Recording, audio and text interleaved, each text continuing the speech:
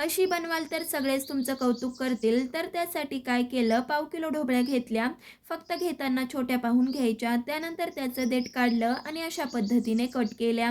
आता मसाल्यासाठी एका भांड्यात अर्धा वाटी शेंगदाणा कूट आणि पाव वाटी बेसन घ्यायचं.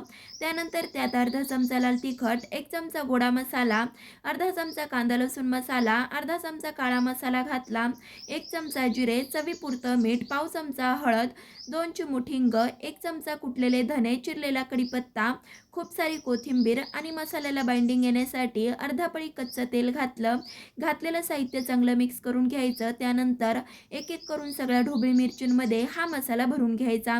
सगळ्या मिरचींमध्ये हा मसाला भरून झालाय. त्यानंतर कढईत एक पळी तेल गरम केलं. 1 चमचा मोहरी घालायची. मोहरी तडतडल्यावर भरून घेतलेल्या ढोबळी मिरची घालायच्या. त्याचबरोबर उरलेला मसाला घालायचा आणि 2 मिनिटं परतवायचं. आता ह्यावरती झाकण ठेवलं आणि 10 ते 15 मिनिटासाठी वाफेवरती भाजी शिजू दिली.